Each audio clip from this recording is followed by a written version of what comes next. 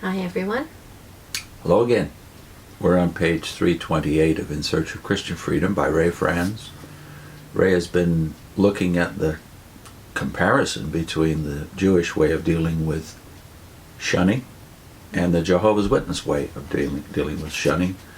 And we linked at the end of the last segment our video on Matthew 18, where Christ, for one of two times in the entire four Gospels, mentions the word ecclesia, or congregation, or church, and what shunning might look like in a Jewish context according to Christ, and what the context is. Now, in this segment, Ray goes into greater detail as to what his interpretation was, at least when he wrote this book back in 1990, what was his understanding of what shunning would have looked like back then, and according to Christ's context in Matthew 18, what should it look like in a real Christian congregation. So he starts, viewed against the background of the Jewish practices in effect in Jesus' day. We see not simply a similar emphasis on prescribed procedure, but the expression of a similar legalistic spirit, which is most notable. The scriptures, rather than advocating the existing Jewish system, show that its effects were terroristic, instilling strong fear of authority. Instead of improving people's character by discipline, it actually had a corrupting, debilitating effect on them. The Apostle John, who wrote that love throws fear outside, is most notable in revealing how this shunning system exerted a damaging effect on the consciences of the Jewish people, hindering their expression of faith and even leading as far as their denying the Messiah. And then he cites a bunch of texts from John, including the one where the blind man who was cured by Jesus is threatened with disfellowshipping, shunning. And his parents. His parents too, yeah. Mm-hmm. Okay, typifying the intimidation felt, Nicodemus, though believing Jesus to have come from God, nevertheless waited till the night to visit him, incognito. Jesus told him that he that does what is true comes to the light, rather than seeking the protective cover of darkness to avoid detection of what he really believes at heart. I have had similar communications today with people even taking out special post office boxes in order to correspond, all the while using a pseudonym to protect their identity. One young man who said his father is a prominent elder phoned me and had only spoken a sentence or two when he asked, "You're not taping this conversation, are you?" I assured him I did not do that. He continued, You don't have computer equipment to trace my number." I laughed and said, "No, I don't. And if I did have, I wouldn't use it." He said that he was sure I realized what a risk he was taking in phoning me, and that if his wife came in, he would have to hang up immediately. Not long into the conversation, he did bring it to a quick close. The next day he phoned again and said, "I guess I sounded a bit paranoid." I replied, "Yes, you did, but I understand why." He had communicated over a period of many months, and I still do not know his name, nor have I made any effort to learn it. The fear is almost palpable, and it has the same origin as the fear affecting Nicodemus and others of his day: fear of discovery and punitive action by religious authority. The Nicodemus example is even more incredible when you realize he's one of the governing council himself, the Sanhedrin. Mm-hmm. Ray goes on, in his words at Matthew 18:15-19, Jesus does not set forth a prescription for organizational excommunication. The wording indicates an offense and a penalty of purely personal nature. Even after referring to the congregation, evidently meaning the operating Jewish congregation, for there was no Christian congregation as yet, Jesus said, "Let him be to you," and in Greek that's a singular, "as a Gentile or tax collector."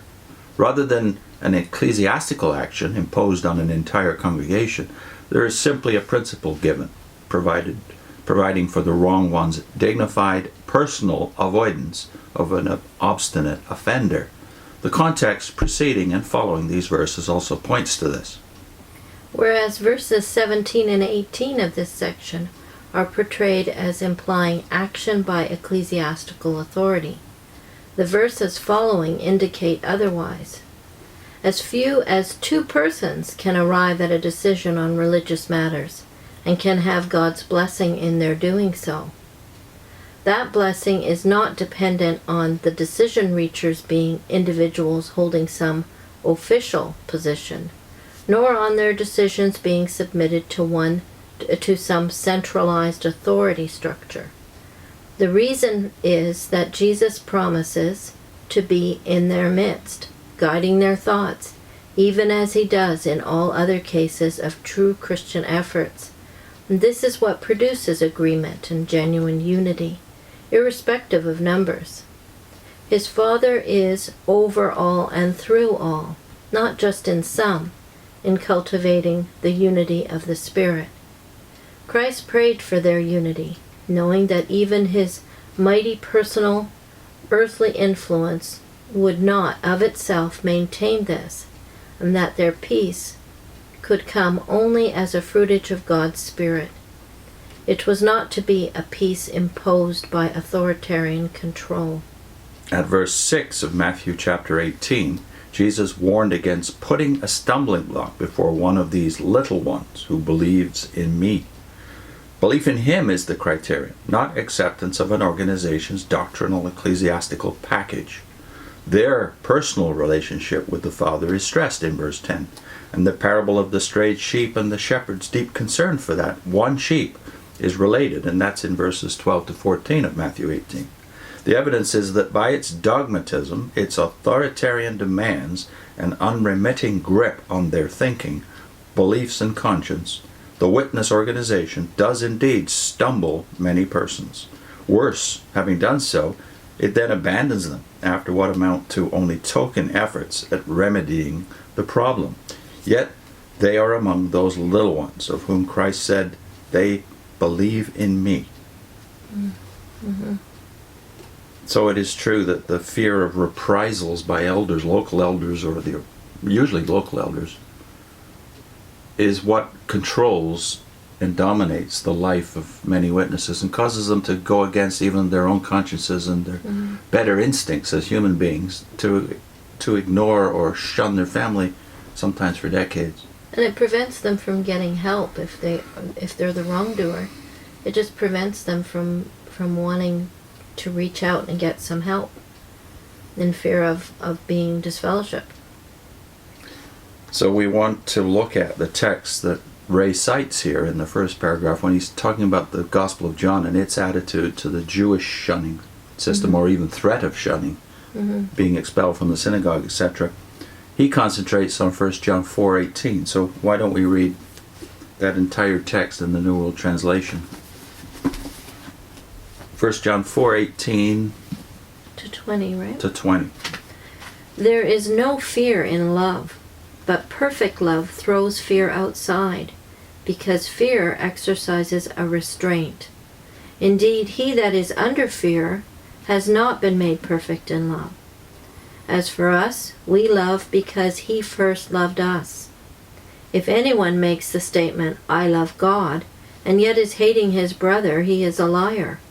For he who does not love his brother, whom he has seen, cannot be loving God, whom he has not seen.